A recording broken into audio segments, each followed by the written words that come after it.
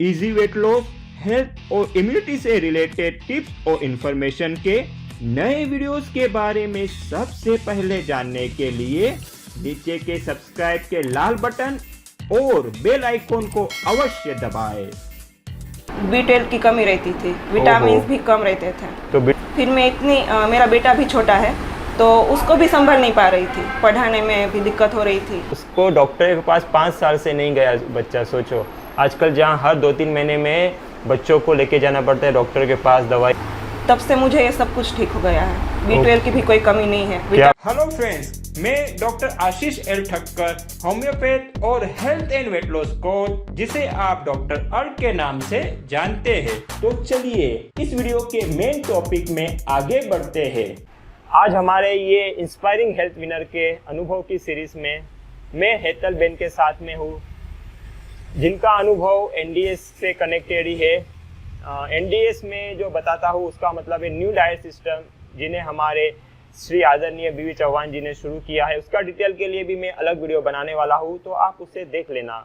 लेकिन आज हम ये हेतल जी का अनुभव कि उन्हें इस एनडीएस में आने के पहले क्या क्या तकलीफें थी और ये न्यू डाइट सिस्टम जिसमें फास्टिंग और रो फूड को ज़्यादा महत्व दिया जाता है, उसको अपनाने के बाद में उनमें क्या क्या बदलाव आए, तो हम ये हेतल जी के मुँह से ही सुनते हैं।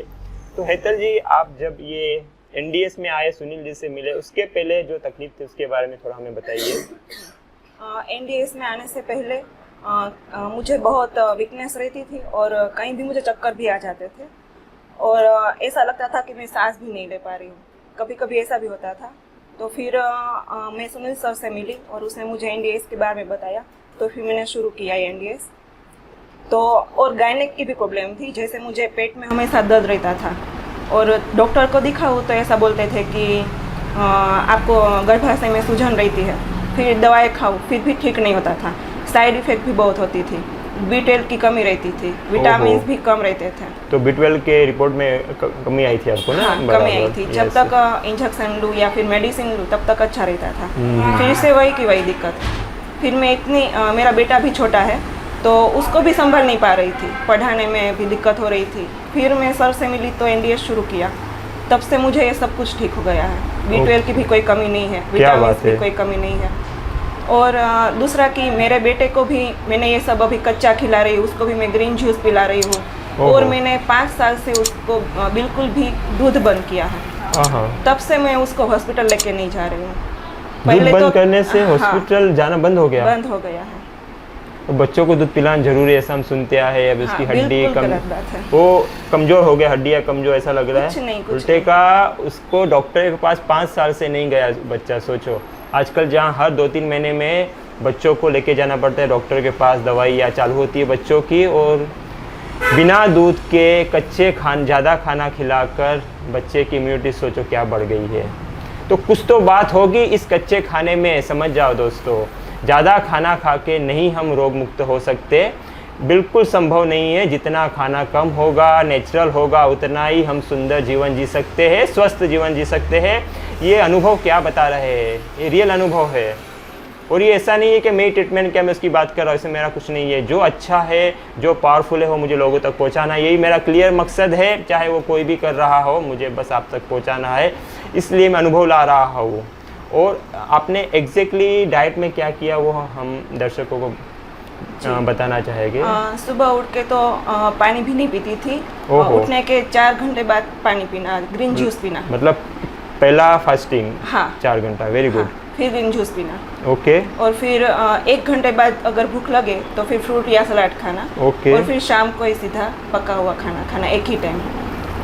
पहले उपवास, जिसको इंटरमिटेंट फास्टिंग भी कहते हैं, खास एनडीएस का ये बता रहे हैं। एग्जैक्टली एनडीएस भी इस तरह फॉलो किया जाता है, जिसमें हम रात को भी कुछ 7-8 बजे खा लेते हैं, तो तब से सुबह तक यानी 14 से 16 घंटे का ये फास्टिंग होता है, जो बहुत बहुत उपकारी है हमारी रोग मुक्ति के लिए और स्वस्थ रहने के लिए।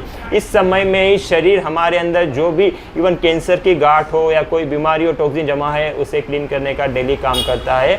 सबसे बढ़िया चीज़ है। तो इसलिए उठने के 4 घंटे तक फास्टिंग याद रखना, जितना भी आप अपनी क्षमता से कर सको, ये सबसे बड़ा मंत्र है। उसके बाद में शुरुआत ग्रीन जूस से करते थे, बराबर है, और बाद में भूख लगे वैसा कच्चा फ्रूट सलाद वगैरह, यस, और बाद में एक टाइम खाना, वो भी वो भी सोने के 3 घंटे पहले तो खा ही लेना है। यस, उसके 3 घंटे के बाद में सोते थे, 3 घंटे पहले खाना सोने के। तो ऐसे नियम ही है जो आपको रोग मुक्त बना सकते हैं।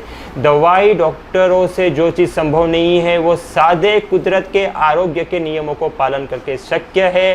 तो समझ जाइए दोस्तों, इसका डिटेल में और लाऊंगा, लेकिन इन्होंने ही बता दी है। ये लाखों रुपए की ट्रीटमेंट से ही बड़ी ट्रीटमेंट है, जिसके लिए बीवी चौहान ने भी बहुत अच्छा अनुभव किया है और लाखों लोगों को अनुभव दिए हैं। ये सादी ट्रीटमेंट है, आप खुद अनुभव कीजिए। मैं नहीं बोलता हूँ कि हमारी बात मान लीजिए कि हम बोलते वही सच है, खुद अनुभव कीजिए और परिणाम खुद देखिए।